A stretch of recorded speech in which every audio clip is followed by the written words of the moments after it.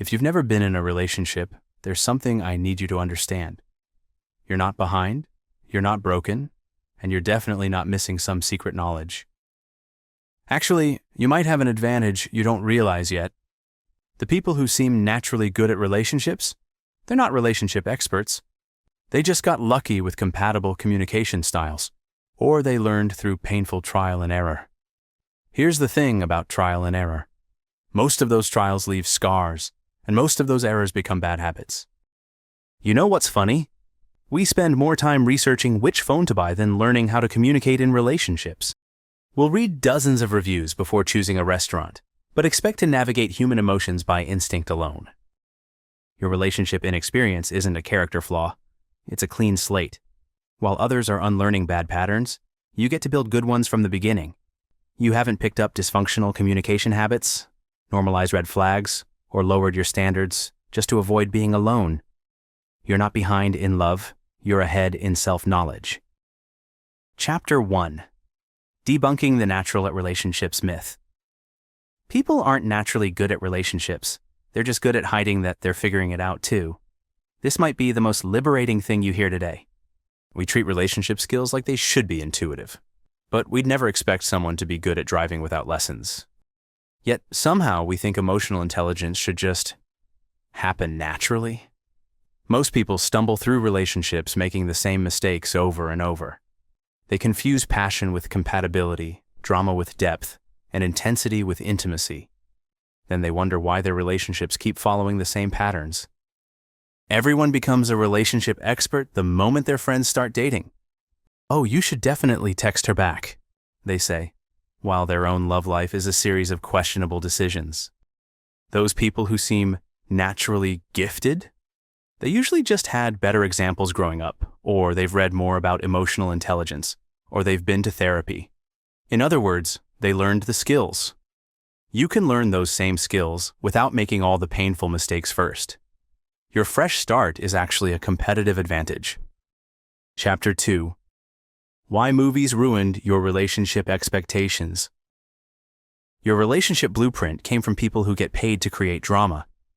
And that might explain why your expectations feel slightly unattainable. Every romantic movie follows the same formula. Instant chemistry, one major obstacle, grand gesture resolution, happily ever after. The whole thing takes 2 hours, and problems get solved through dramatic speeches. Real relationships? They're built through Tuesday night conversations about splitting the grocery bill. They grow stronger when someone brings you soup while you're sick, not when they chase you through an airport. Movies don't show you two people having a boring conversation about whose turn it is to take out the trash, and somehow that conversation strengthening their bond. They don't show comfortable silence, or laughing about something ridiculous, or navigating weird family dynamics. Movies make it look like love conquers all. But actually, respect is what makes love last.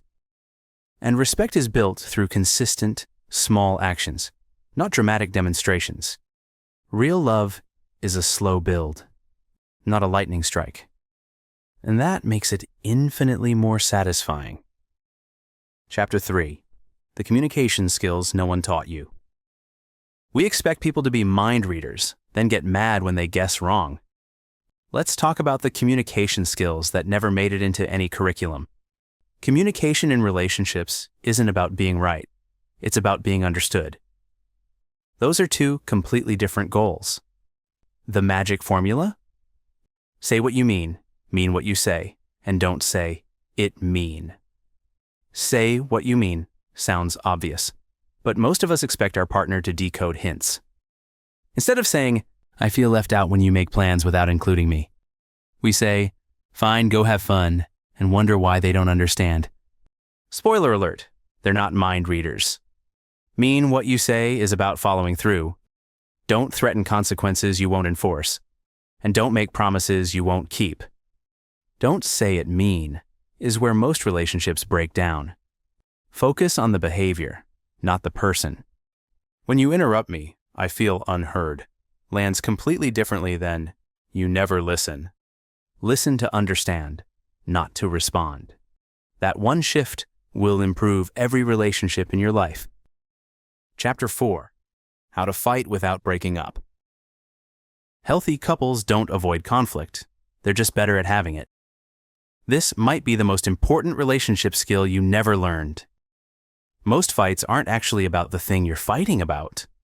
They're about feeling unheard, unvalued, or misunderstood. That argument about dishes? It's usually about feeling like your contributions aren't appreciated. The fight about being late? It's often about feeling like your time isn't respected. Your conflict resolution framework. First, ask yourself, what am I really upset about? Then communicate that deeper need instead of the surface complaint. The goal isn't to win. The goal is to understand each other and find a solution that works for both. Your teammates trying to solve a problem together. When things get heated, say, I need a few minutes to process this. Can we continue in an hour? That's not giving up. That's being mature enough to recognize when emotions are too high for productive communication. If you can't fight constructively, you can't build a lasting relationship. Conflict isn't the enemy. Poor conflict resolution is. Chapter 5. Boundaries aren't walls, they're gates. Good fences make good neighbors, and good boundaries make good partners. But we started thinking boundaries meant being closed off. Healthy relationships actually require more boundaries, not fewer. They're not about keeping people out. They're about making property lines clear. Think of boundaries like phone settings. You put it on Do Not Disturb, not because you hate people, but because you need focused time to function well. Relationship boundaries protect your capacity to show up fully when it matters.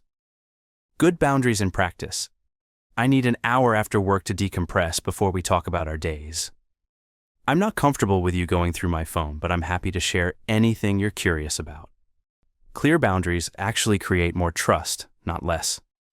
When someone knows where your lines are, they can love you confidently without accidentally crossing them. When you respect their boundaries, they feel safe being vulnerable. Boundaries aren't about control. They're about respect. And respect is the foundation that makes everything else possible. Learned something new? Hit that like button, share it with others, tap subscribe, and stick around for more. Got thoughts? I'd love to hear them in the comments. Chapter 6. Your attachment style isn't your destiny. Your childhood programmed your love language, but you can still update the software. Let's talk about attachment styles without making them sound like relationship prison sentences. Attachment theory explains your patterns, but doesn't control your future. Think of it like your emotional operating system. Some run Windows, some Mac, some that weird Linux setup that only makes sense to the user. Secure attachment is like having the latest software update. Everything runs smoothly. Anxious attachment is like having too many browser tabs open. Everything feels overwhelming and you're worried something will crash. Avoidant attachment runs everything in private browsing mode. You're protecting yourself but limiting your capacity for connection. Fearful avoidant is like wanting the relationship app, but worrying it contains malware. You want connection but fear it'll mess up your system. Knowing your attachment style is the first step to updating it. You can develop security through conscious effort and healthy relationships. Your past programmed defaults, but you can choose responses. Learn to communicate your attachment needs clearly. I tend to need more reassurance when stressed, or I sometimes need space to process before talking about feelings. That's not broken behavior. That's self-awareness in action. Chapter 7. The First Date Authenticity Formula. Be yourself from day one, or spend forever pretending to be someone else. This is where most people get relationships backwards. Most first dates involve both people performing their highlight reel, trying to be impressive, carefully avoiding anything weird or flawed. Then they wonder why the relationship feels superficial months later. Your so-called flaws might be exactly what the right person is looking for. The person who thinks you're too quiet, not your person. Your person will appreciate your thoughtfulness. The person who thinks you're too energetic, also not your person. Your person will love your enthusiasm. Your authenticity formula. Share something real, ask something curious, and be genuinely interested in their answer. Instead of, what do you do for work? Try, What's something you've learned recently that surprised you? Instead of, do you have hobbies? Try, what makes you lose track of time? The right person will be attracted to your authentic self. The wrong person won't be attracted to any version of you. So find out which one they are from the beginning. You're not trying to be chosen by everyone, you're trying to find your person. And your person is looking for exactly who you actually are. Chapter 8. Red flags versus yellow flags versus green flags. Some warning signs whisper, others scream. Learn to hear both. This is your relationship radar system. Red flags are non-negotiables. They disrespect boundaries, make you feel unsafe, or consistently prioritize their needs over basic decency. These aren't everybody has flaws situations. These are protect yourself situations. Yellow flags deserve attention, but aren't automatic deal breakers. Always late interrupts sometimes. Drama with lots of people. Could be fixable issues or patterns revealing deeper problems. Let's talk green flags. Signs someone might be good relationship material. Green flag 1. They're curious about your thoughts, not just trying to impress you. They ask follow-up questions and remember previous conversations. Green flag 2. They have their own life and interests. They're not looking for you to complete them or solve problems. Green flag 3. They handle small conflicts maturely. When you disagree about something minor, they listen, acknowledge your perspective, and work toward solutions. Trust your gut. If something feels off, it probably is. And if someone feels right, pay attention to that too. Chapter 9. Building trust without building walls. Trust is earned in drops and lost in buckets. Let's talk about building it thoughtfully without becoming completely guarded. Most people think trust is all or nothing. Either complete trust or no trust at all. But actually, trust builds gradually through consistent small actions. Think of trust like a ladder. You don't jump from ground to top rung. You take it one step at a time, each step giving confidence for the next. First rung is reliability. Do they show up when they say they will? Follow through on small commitments? Can't trust the little things. Definitely can't trust the big things. Second rung is emotional safety. Can you share concerns without them getting defensive? Be vulnerable without them using it against you later? This is where many relationships stall. Gradual trust building protects both of you. You're not overwhelming them with deepest secrets on date 3, and you're not setting yourself up for devastating betrayal. You're giving the relationship space to develop naturally. Match your vulnerability to their trustworthiness. Share a little, see how they handle it, then share more if they've earned it. Chapter 10. Staying yourself while building us. The best relationships multiply your individuality. They don't divide it.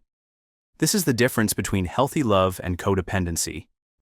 In the excitement of finding someone who likes you, you start molding yourself to fit what you think they want. You stop doing things you love, adopt their opinions, and slowly disappear into the relationship. What actually makes relationships work? 2 whole people choosing to share lives, not 2 half people trying to become one complete person. You don't complete each other. You complement each other. Maintain your own interests while developing shared ones. Keep your Tuesday pottery class and invite them sometimes, but don't give it up if they're not interested. Your individual growth makes you more interesting, not less. How you know you're doing it right. You should still have conversations about your day that don't revolve around your relationship. You should still have friends who know you as an individual, not just as half of a couple. The goal isn't to merge into one person. The goal is to be 2 interesting people who love spending time together. The person who fell for you was attracted to who you are, not who you could become if you changed everything. Stay that person, just with better relationship skills. Being relationship ready matters more than being relationship experienced. After everything we've covered, you're more ready than most people who've been dating for years. What you now have that many experienced daters don't. You understand relationships are built, not found. You know communication skills can be learned. You recognize conflict is normal and can strengthen relationships when handled well. You understand boundaries, You're aware of attachment patterns, and you know authenticity from day one prevents most problems. Most importantly, you know your worth isn't determined by relationship status. Your final competitive advantage. You're approaching relationships with intention instead of desperation. You're not trying to fill a void. You're looking to share your life with someone who appreciates who you already are. When you meet someone worth your time, you'll recognize them. Not through magical instant connection, but because they'll demonstrate green flags. Curiosity about you, respect for boundaries, and mature conflict handling. Your first relationship doesn't have to be your practice relationship. It can be the one that works because you've done the preparation. You're not behind, you're not broken, and you're definitely ready. You've got this.